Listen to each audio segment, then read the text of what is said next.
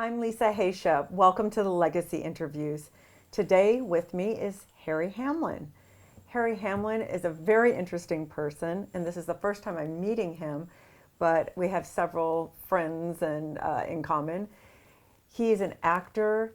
He is a graduate of Yale University.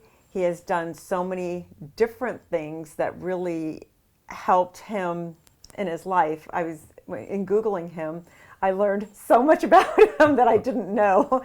And what fascinates me is that here he is, a Yale graduate, and then he's in Hollywood, and then he took a couple of detours, and he's raising a family, and we're about to see what he's up to next. So welcome, Harry Hamlin. Hello. I've never Googled myself. Really? I have not. Okay, that's impressive. How do you stop from doing that? I don't know. What's there? Oh, a lot. We've got a lot on you. Well, tell me, who am I? You are, according to Google. Well, you are a formidable actor. You've had your highs and lows, but you are a star of Madmen and LA Law, and you are very popular. And not to mention, you are the sexiest man alive. Do you remember that? Well, how could I forget? I'd like to know. A real high point. I know. What was that like to be the sexiest man alive? Is that past tense? Yes. Really? You're probably still just the sexiest. curious. Yeah. My wife might have something to say about that. What was it like to be? Yeah.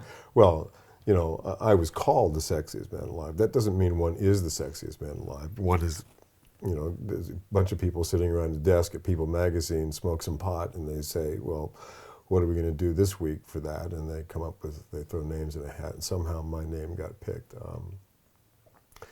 I was actually not in the country during the time when that was on the stands, that magazine. I was out of the country on a press tour, a global tour for LA Law at the time. So I got back into the country months after that was off the stand. So I never got a chance to know what that was like. If there is a thing that happens when that's on the stands and people are talking about it, I was not around for it. Okay.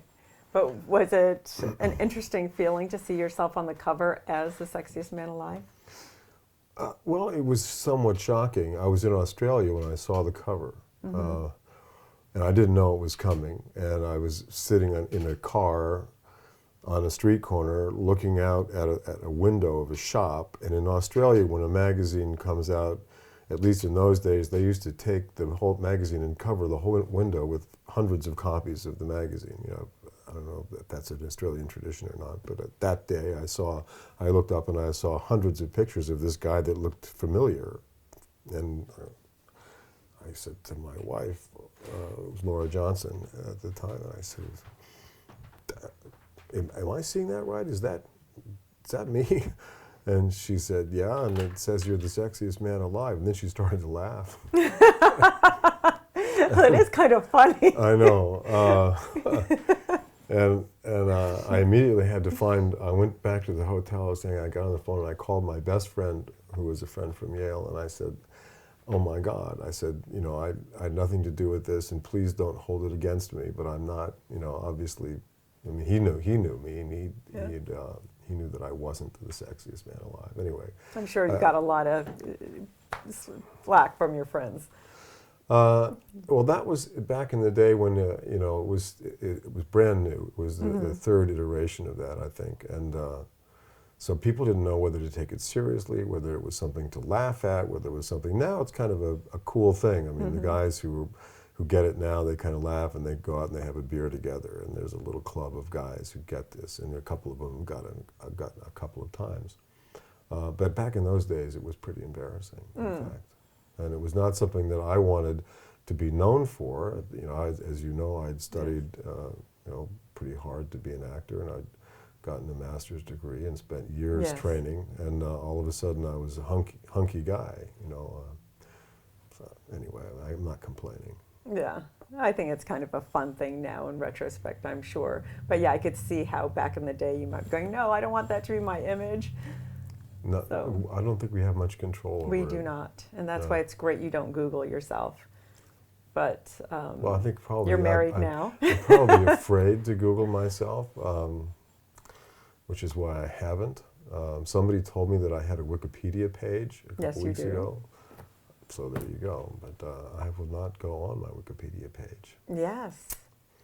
So you're married, and you have been married for a long time, and this is your third marriage Yes. with Lisa Rinna. Yes. Yes, so it's over 20 years. We've been together for 21 years, I believe, and she'd kill me if I don't know the exact number of years, but I think it's 21. We've been married for 17. So how do you make that work? That's a long time, especially for being in this So business. They say in Hollywood years is like dog years, right? It's like Yes. hundreds of years. Well, we worked at it. We worked very hard at it. And also, I had been down this road a couple of times before and did not want to repeat any of the mistakes that I had made in the first two marriages. And when Lisa and I got together, I said, look, we might get married, we might not get married. Let's just take it one day at a time, 1 hour at a time, 1 second at a time, and just see what happens without any expectations. So we worked on limiting the expectations, and for me that was really easy because I'd done it a couple of times. Yes. I didn't want to. It was more difficult for a girl, particularly for her first marriage, and she was 29 when I met her. There's this archetypal Cinderella moment in a girl's life when they want to have the Cinderella wedding and they want to have the prince and the carriage and they want to have the white doves and all that. And I think every girl at some point in their life has the Cinderella myth playing in their head. This is going to happen to me. Mm-hmm. And they have this notion of this sort of grand affair that happens, and then you live happily ever after. I'm learning where that comes from, having a 6-year-old daughter. That's all every cartoon is about, and every fairy tale. Exactly. Yes. And it's reinforced all the time Mm-hmm. by the princesses at Disneyland Yes. and all the places that the kids go. And it's pretty deeply ingrained in the female psyche, that whole idea of the big wedding. And then what supposedly happens after the big wedding and the happily ever after scenario and all of that. And we tried to dispel that in the first 4 years we were together before we got married. We actually did a lot of work in those 4 years. We did a lot of therapy. I was coming out of a pretty bad relationship and a pretty bad divorce. And so she helped me through that, and we spent a lot of time working on it and trying to figure out what was real about a relationship and what was fake about a relationship. So you did that prior to getting married. Yeah. I think that's genius. I think every couple needs to do that because there's so much you don't know about someone, and everyone puts on their best face. As a coach to people, I see so many people going, I didn't know this about her. I didn't know this about her. Well, it's like, you dated for a year, you've been married for several. How could you not know this information? But people hold it in, or you just see what you want to see. And I think when you're in therapy, you feel safe to expose it. Well, I think you hit the nail on the head. You see what you want to see. Mm-hmm. And then, the whole notion of love, the idea of love is something that I spent a lot of time trying to figure that out too. And I thought about falling in love, and the whole idea of falling in love is a very passive notion. The idea that one falls in love, that it's something that happens to you rather than something that you build brick by brick, putting the mortar between the bricks and building it. And you get your hands dirty and you get your knuckles brazed, and it's hard work to build love. And Love I think isn't you choose love. You have to choose it, Yes. exactly. It's a very active moment in one's life to make love. You have to make it, like take clay, Yes. make the love. And a lot of people feel that they just deserve love to happen to them. And I think that, well, as we know, that's really infatuation, and it's a thing that fills up a void in us that was generated by some narcissistic injury when we were kids or whatever, makes us feel that we need to have this person or this event happen in our lives in order to feel better about ourselves and to get from one moment to the next. If we conduct our love life that way, it's bound to end in tragedy. And that's at least my experience. Like 18 months is what I give it. Any love that is based on infatuation, Yes. based on the idea that the person is filling me up and giving me something that I wouldn't have if I didn't have this person in my life is dangerous.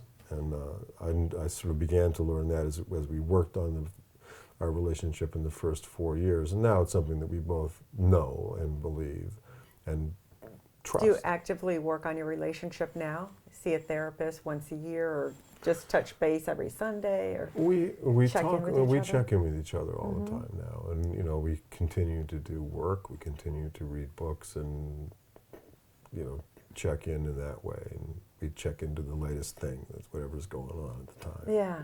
But how is it to have a marriage being so in the spotlight, especially reality shows? You did Harry Loves Lisa, and now your wife's on Real Housewives of Beverly Hills. When so many things are played out, how does that affect your marriage? Does it make it stronger? Do you guys laugh? It's fun. We laugh. Yeah. Well, these are TV shows. Yes, That's just they call them reality shows, and we need to But they are keep. scripted. No, they're little not bit, aren't scripted. they? This one isn't. The Housewives one isn't scripted at It's all. not. Oh, okay. The one that Lisa and I did was slightly scripted. We didn't want it to be scripted when we sold the show. I came up with the idea of Harry. It wasn't Harry Loves Lisa. It was I Love Lisa was the title, and that's what I sold. And it was going to be a half-hour situation comedy around our household with my wife, who is domestically challenged, very much like Lucy. So it was I Love Lisa, and it was based on I Love Lucy, and it was was going to be kind of in that wheelhouse. And the network bought that. They loved the idea. They bought that, but then they got cold feet, and they said they were going to change the title, and they wanted it to be scripted. At first, it was going to be completely reality. I said, just follow us. All you have to do is follow us around, because our life is chaos.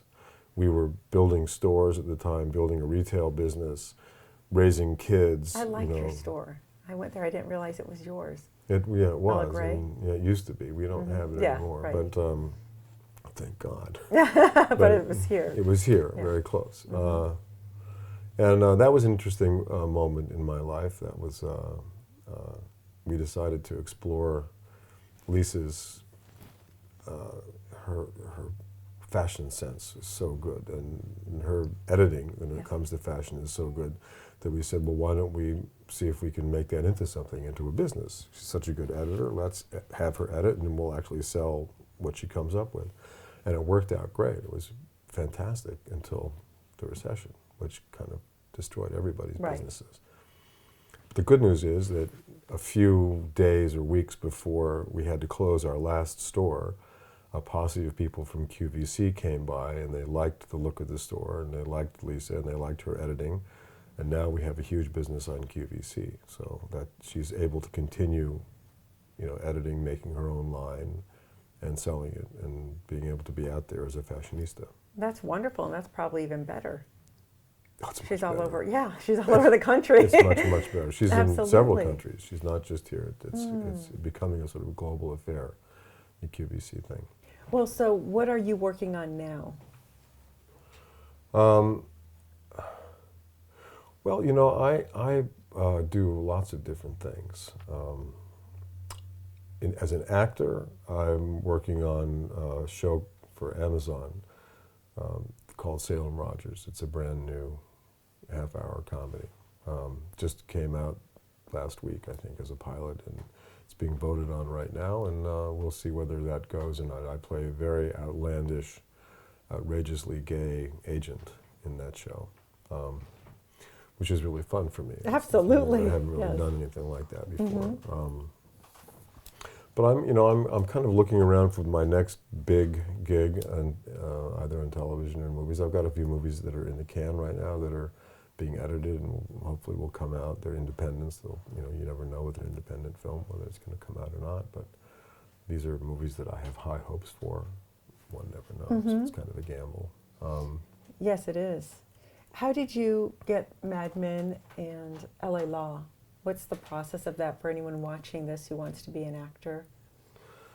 Well, I decided when I decided to become an actor, when I decided that was going to be the direction that I was going to go in, I came from a very conservative family, and no one in my family was in the arts. No one was, definitely no one was in the acting field or had anything to do with Hollywood.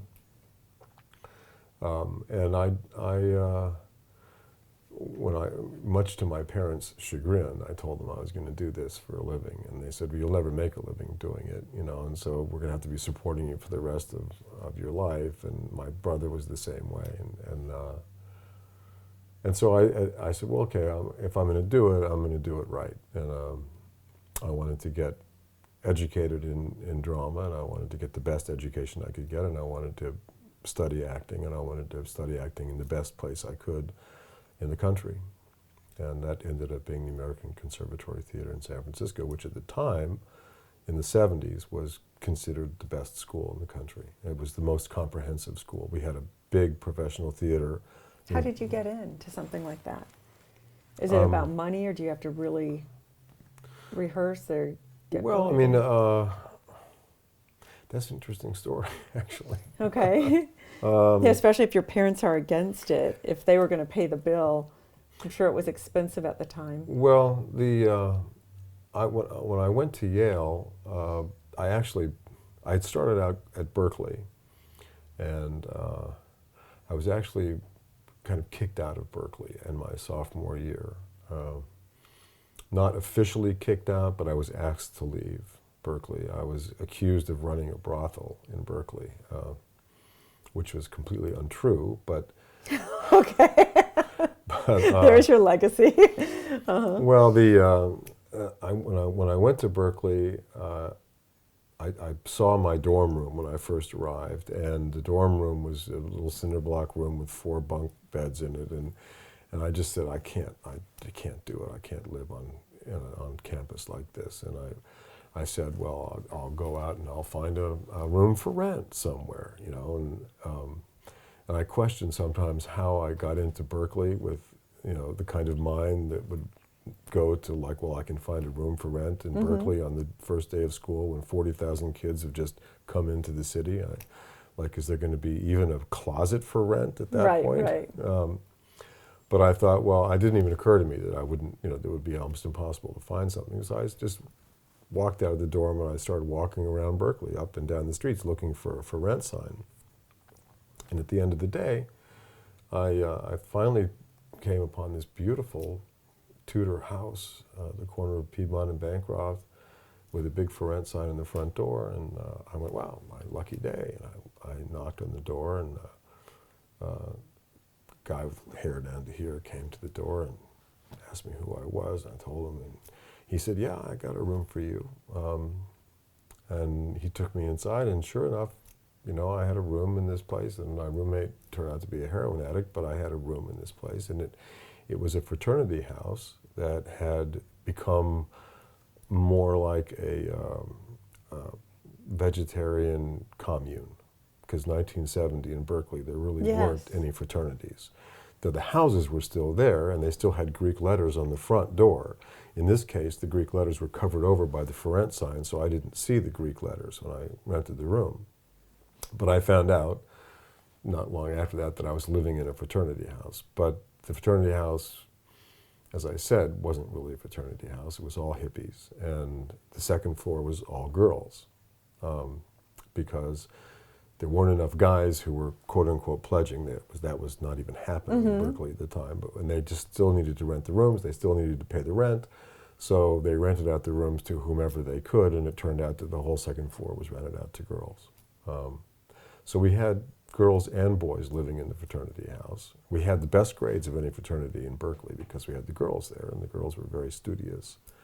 My freshman year, I lived there without any strange things going on. And then in the second year, my sophomore year, I was the least stoned person of anyone living in the house and considered the most responsible person of anyone living in the house. So the management of the house came to me, and I was asked to be the manager, which meant that I collected the rent, which meant that I made sure there was toilet paper and light bulbs, etc.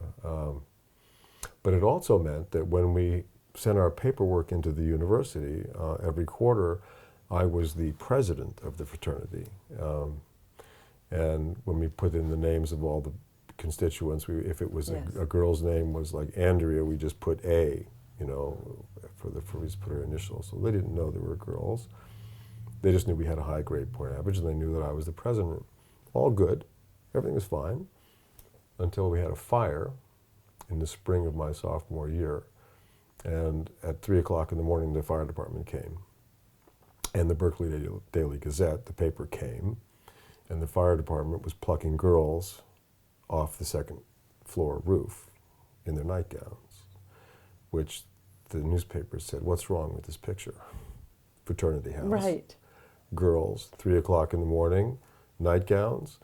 And it went out into the press that I was running a house of ill repute because I was the president of the house and there were girls living there. And so the dean called me in and he told me that Reagan, who was the governor at the time, had gotten wind of this, and that because he was head of the Board of Regents, being the governor of California, of the University of California, he had already called Berkeley a hotbed of sexual depravity and a drug den and whatever. And he didn't like the fact that the Delta Kappa Epsilon house was actually a house of ill repute. And so the dean said to me that I had to kick all the girls out. I had to allow an inspection by the university. I had to write a letter of apology to the governor and a letter of apology to the fraternity. All of which I said no to. And I told him to go stick it. I went back. You told them what happened, right? That it just happened to be women because they needed to rent out the place? I don't think I told him that. I just told him to go stick it. Okay. I said, forget it. I'm not doing any of that, you know. And at that point, I had hair down to here, and I was, you know, right. I was a kind of hippie, and I was feeling like I didn't. And he was the establishment, and I just kind of went like that, you know. And he said, well, you know, you're going to be in deep trouble, and we're going to kick you all out if you don't do any of these things. I went back and I had a meeting of everybody in the house, and I said, you know, we're in trouble, I think, you know. We could get, you know, kicked out. There could be police involved. I don't know what, but we're going to make a stand here, you know. And then the following week, he called me in again, and he said, you win. He said, it turns out that your house is private. You haven't broken any laws. We can't kick you out. And you know, there's nothing we can do. And I said, great. And he said, however, though we can't legally kick you out, we and the governor and the Board of Regents would like you to move along. And I said, what does that mean exactly? And he said, well, we want you to leave. We don't want you to be here next year when you come back, when school starts again. And I said, what does that mean? And he said, well, go to another school. And I said, do you mean transfer to another school? They said, yeah. I said, so you help me transfer to another school? And he said, well, we want you to leave. I said, well, I want to go to Yale.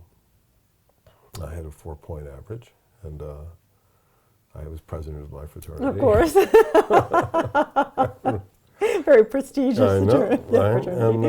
And so it turned out that I made an application to Yale and ended up getting in.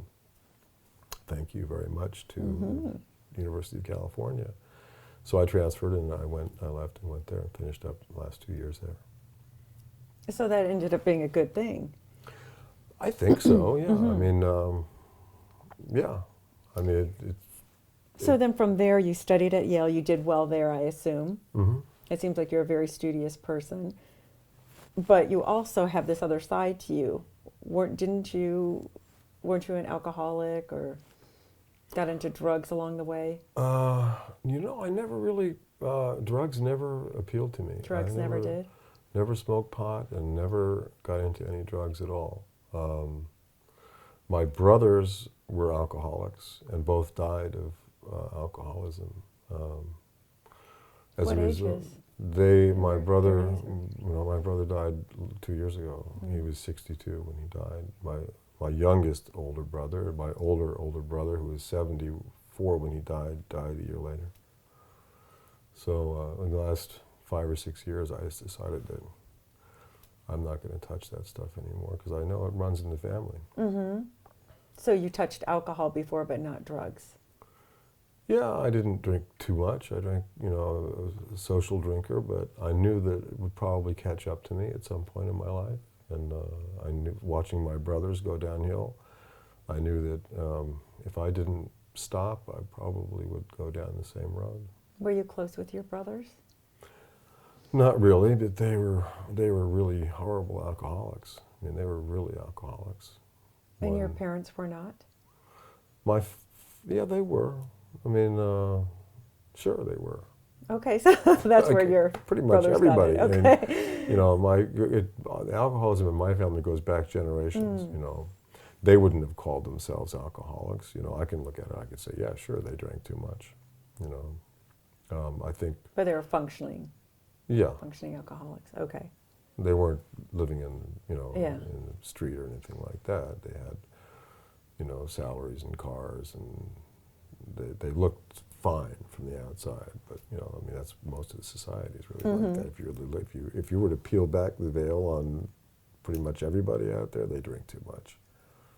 Oh yeah, I'd say the majority of people, absolutely. So it was very smart of you to just say, I'm not going to touch it anymore.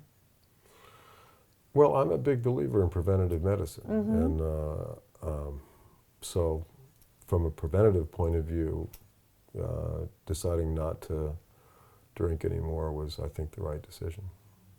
And do you take care of your health? Yeah. Oh, it looks like you exercise regularly. I do as much as I can. I like to climb mountains. I like to stay in shape to be able to do that. Once a year, I like to go up and climb in the high Sierras. In order to do that at my age, I have to stay in pretty good shape.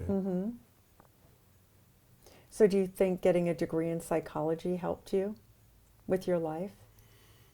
Without a question. I think, anytime that, we start on a process of self-examination, and psychology is really about that. I mean, as I began to study psychology, I began to look at why people were in that field were having the thoughts and the notions that they were having. And obviously it's to try and figure out and unravel the Gordian knot that our psyches create over the period of our lives, and for whatever reason, we create this knot.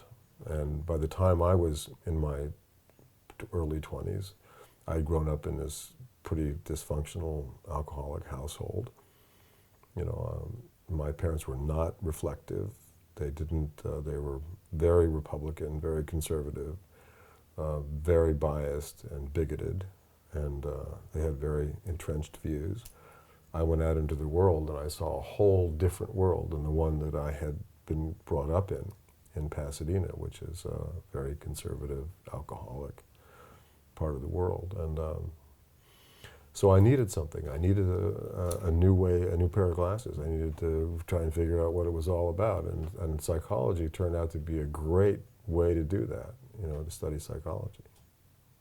Absolutely. Okay, so that was a choice when you chose the degree, or did that start to unravel while you were studying it, saying, oh, I stumbled onto something here that's really beneficial for me? I think I took a couple of psychology classes, and it just became more and more interesting, and particularly when I started to study Jungian psychology and the whole, and he was very into myth, and we had people come in, and guest lecturers. Joseph Campbell would come and was a guest lecturer. Jerzy Kaczynski was a guest lecturer. Hillman. James Hillman was my mentor. He was my guide to it. He helped me with my thesis. And how does that help you with acting today, having that background? Because I find it amazing. When you study psychology and you study yourself so well, and if you know yourself well, I think that's one of the weakest point of actors. If they're not a great actor, I feel if they really started studying psychology and understanding who they are, because that's their instrument, they could be a better actor. I don't know if that's true or not. It's just my theory. Well, I mean, I don't know. I don't know whether one is a better actor if one knows oneself or not. For me, I needed to do it and to study it to unravel that knot, to feel comfortable about myself, to be able to live my life. Whether or not it helps in terms of deconstructing a character and trying to understand, the human condition as an actor, it probably does. I can't see how it could hurt. But I think a lot of actors out there, and I know a lot of actors who are great actors, who are unbelievably good, who are not at all reflective and have never thought a second about their lives, and yet you can't take your eyes off them on the screen. So I'm not sure the two are, tied together, but I think in my case, I probably didn't hurt. Yeah, maybe it's for people who are trapped in their body or who grew up in a conservative family like I did. Because when I was brought up under a Baghdad roof, pretty much. My father's from Iraq, so you don't have a voice, don't work. You need to be supported by a man. If you make money, it's bad. All these different rules. So if you want to go and be an actress or be in the limelight, you're going to put one foot in my grave because women aren't supposed to do this or that. So when you have all of that, I think psychology for me, I was so drawn to it because I'm like, what is that about? And wanted to go to Iraq and explore what that culture is like and how he got those ideas, and then unraveling it for myself and saying, okay, so now let me pick and choose, cherry pick what he's said to me. And I think that helped me a lot, really come out and say, okay, I can do this, I can do that. It doesn't depend on what he says. He's just regurgitating stuff he learned when he was a kid in Iraq. Anyway, it freed me completely. But maybe some people had very liberal parents and let them be themselves since they were a baby. And who knows whether or not, having liberal parents creates a liberal child, or having, if a liberal parent could create a Republican. We don't know. I often wonder whether or not, as I bring up my kids, I look at my brother's children, and my brother was, a dead bang alcoholic, and he was abusive to his children, and the kind of man that I would never have wanted my children to be anywhere around. And yet his kids have turned out to be wonderful, just elegant, very well groomed kids. And they're doing very well in their lives, and they're pillars of their community. And I go, wait a minute, now I'm bringing my kids up in a very loving, non-abusive, very functional household. Are they going to turn out to be drug addicts? Right. I don't, so too much love. Too much well, I privilege. don't know. It's hard to say how. However, you are in the limelight, your family, so that would be another factor with your children. I think that you guys are strong and solid and loving. I could just see your demeanor. I understand who your wife is, even though I've never met her in person. But yeah, that love will go a long way, I think. Even if they go through a rebellious period, I think it always comes back to, do they feel loved? So I think what the kids of, your nieces brother, and nephews, yeah, that's pretty incredible that they turned out that way. Yeah, no, I often wonder what approach creates kids who are self-possessed in the long run, and I don't know if there's a formula for it, but all I know is that his kids turned out great, and so far mine are great. My daughter just got her driver's license, and she's very responsible. Oh, very good. Well, what gave you your drive? Well, I come from a family that was very entitled. My great-great-grandfather was one of the wealthiest men in New York State at the turn of the century. So I've watched as my family, as generations of my family have kind of waited for their parents to die so they could inherit money. This is something that happens in families that have money. And my family had money, and I saw my cousins and other members of the family on the East Coast, where my family originated, just kind of being without any drive whatsoever, just kind of waiting for the money to roll in. And I saw alcoholism, and I saw, when I was growing up, I saw dysfunction, and I saw just this kind of horror story of the legacy that my family had left. My great-great-grandfather, who was very successful, had left the succeeding generations, and that legacy was all this money and all this privilege and all this social status, and they just kind of ran that into the ground. And when it finally got to me, there wasn't any money left. There was no more inheritance. There was no, all that money, by the time it got to my generation, was all gone. So I couldn't sit around. I had to go out and do something. I had to create a life for myself. There was no way anyone was going to buy me a house or pay for college or pay for anything at that. By the time I was 20, it was all gone. And so I said, I got to do it. I got to figure out another way to go. So you paid for your own college? I paid for college. I paid for Yale. I was in debt up to my ears for years after that. But in those days, Yale was only $4,500 a year. Wow, I know. big difference. I know. So were your parents proud of you, graduating from Yale and getting an acting career? No, not me. My mother didn't come to my graduation. And my father had said to me, if I was going to go to Yale, when I got kicked out of Berkeley, he said, if you're going to go to Yale, I'm not paying for it. He said, if you want to go, he said he couldn't pay for it. And so but I said, I'll figure it out one way or the other, which I did. And then when I said I was going to become an actor, the day I was going to go to acting school in San Francisco, they took the distributor head out of my car so that I couldn't drive to San Francisco. That's how much they didn't want me to become an actor. They were determined to stop me, in fact. And they never said, oh, this is a good decision now in retrospect, that you're happy, you're doing what you love? Well, when I started paying their taxes. Okay. Yeah. Then they said, good choice. Yeah, exactly. That took a few years, though. But I was very lucky, and I had a very auspicious beginning. So, I don't know if I could recommend exactly how I did it to other people. I mean, certainly, my choice was to get educated in it, was to get a degree in acting, to really learn how to do it, to become a stage actor. And ACT was the best place to do that, the American Conservatory, because it was a big 1,600-seat professional theater aligned with that. And by the end of my third year at the school, I was in the company, in the professional company, working on professional plays, and on my way as a professional actor. And there really wasn't any other school in the country that had access to a big professional company like that. I mean, Carnegie sort of, Yale sort of, but not really. I mean, this was a major professional theater that we could work our way into if we worked hard enough in school. And I was able to do that. Dad, it seems like you're very ambitious and you really know how to get what you want. Seems like you really stay I didn't want to fail.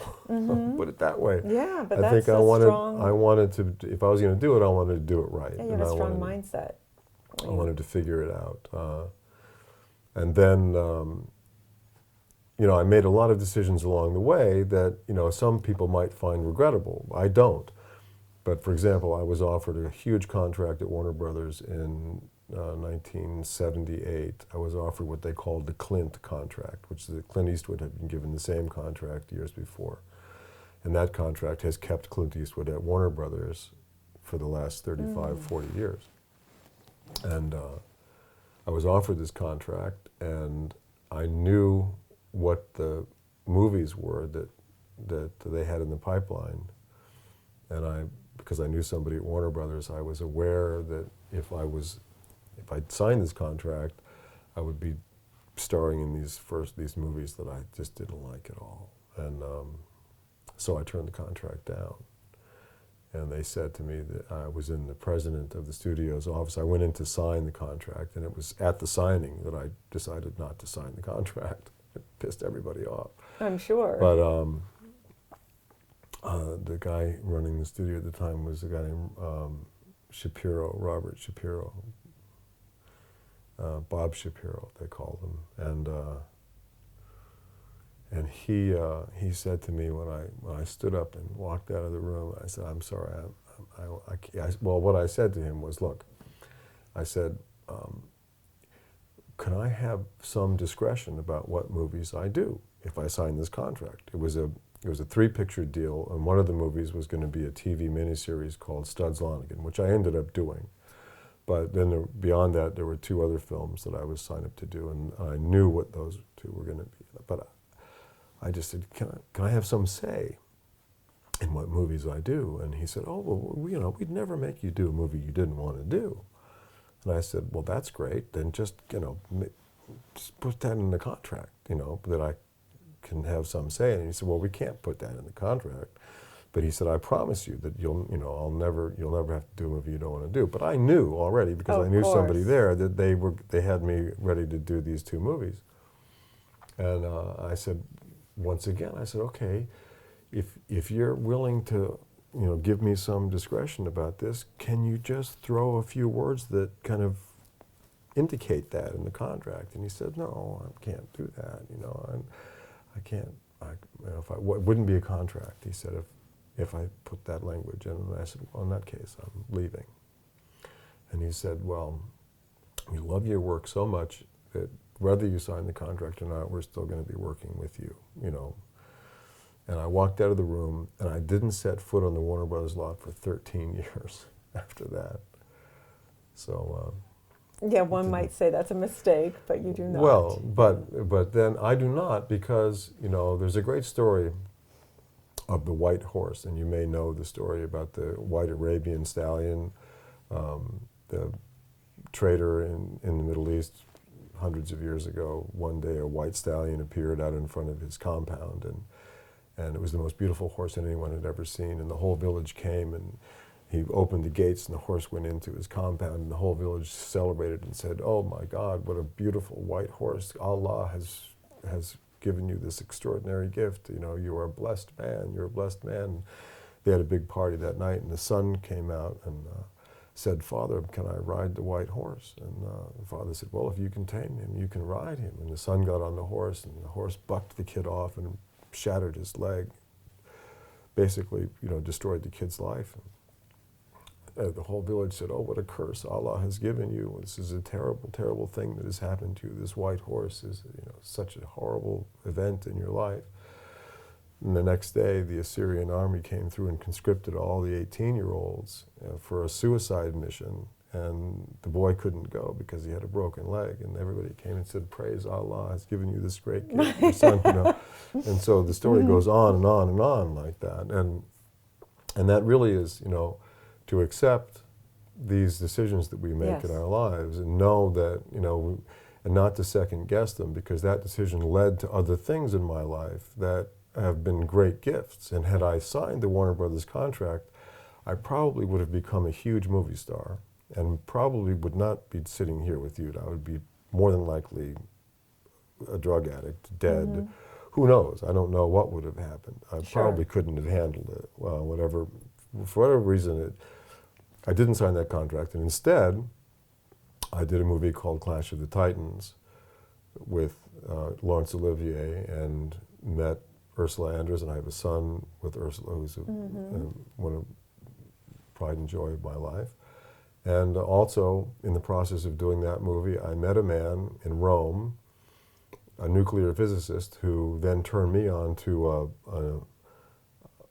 an idea that he had that has given me my life's work, has given me the one thing in my life that has given me more joy and more incentive, more inspiration than anything else. And had I signed the Warner Brothers contract, I never would have met that man. And as a result, I started a company in 1997 that is working on a new way to make electricity that is completely pollution-free, that will be able to satisfy the global thirst for energy for the next 20,000 years and mitigate global warming, mitigate our need for fossil fuels, and be the kind of answer to the entire energy issue in the world. And that's something that, had I signed the Warner Brothers contract, never would have happened. So that's something you're involved in right now? That's something I'm working on for close to 30 years. Actively, I started the company in 1997. And it's the thing that I'm not necessarily supposed to be talking about. I can't really, you're going to have to kind of wait on this a little bit, but it's a huge international project that is secret at the moment. But within the next year or so, we're about to take the veil down and talk about it. If you were to Google my name and Forbes magazine, you would get a taste of what it is. That there was an article that came out last year that's erroneous, but nevertheless, people are trying to figure out what this is. There are a lot of people out there who are sniffing around trying to find out what we're doing. But we've raised about $400 million so far, and have a huge project underway with the University of California, and we're very close to solving the energy issue for the rest of mankind. So what happens in the big unveiling in a year? Well, I mean, we So gasoline cars may become obsolete soon, within the next decade? Well, if we are successful, this is what we're doing. It's a technology that has been understood and known about for decades, but no one has ever pursued it. No one has ever had the funding to be able to pursue this technology until I started this company, and we've been able to raise this money and been able to allow these scientists to create this gizmo that they're going to ultimately use to prove that energy can be made. It's basically E equals mc squared, which is Einstein's famous equation. Energy equals mass times the speed of light squared. So what we've done is we use a well-known process of smashing protons together to basically derive energy from matter. So it's hard to explain. Yeah, but that's okay. Yeah, that's fascinating, though. That's wonderful. So my last question for you is, what do you want your legacy to be? And that's probably part of it. Well, legacy, I think, is an interesting word. In terms of if one's legacy in time is what footprint one leaves in the sand after one is gone, then we know that the wind is going to come up and is going to obliterate that footprint in no time at all. Like with Ozymandias, the King of Kings, and asked Mighty to look at him, and I forget the exact words in the poem, but it's a great a kind of analogy. We really don't have a legacy. Legacies last for a heartbeat in time, and then they're gone. Yes.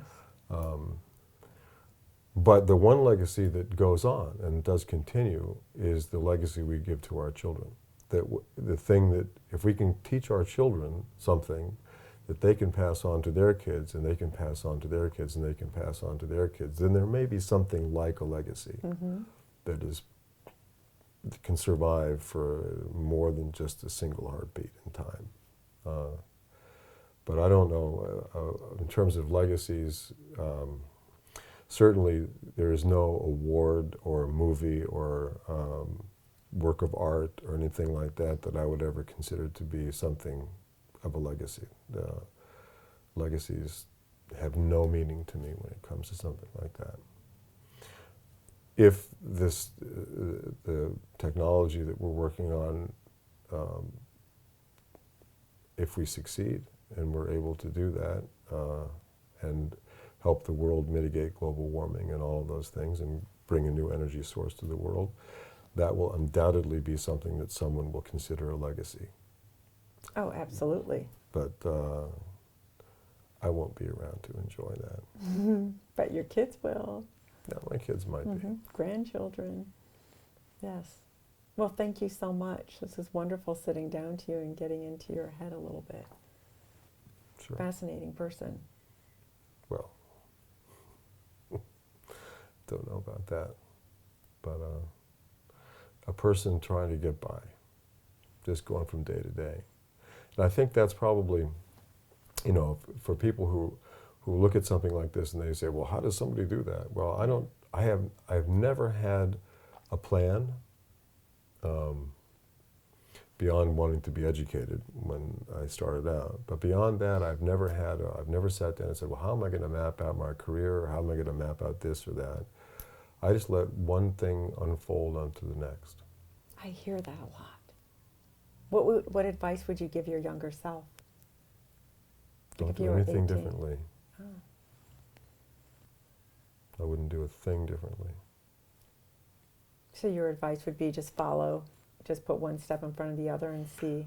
Well, follow your Yeah. heart, you Yeah. know, and I've always followed my heart. I've always, listened to my gut. I've always, people have told me, you shouldn't do that, you should do this, and I've done whatever I felt I needed to do at the time. And I haven't listened to too many people. And a lot of people going, oh, you should listen to me. Well, you know what?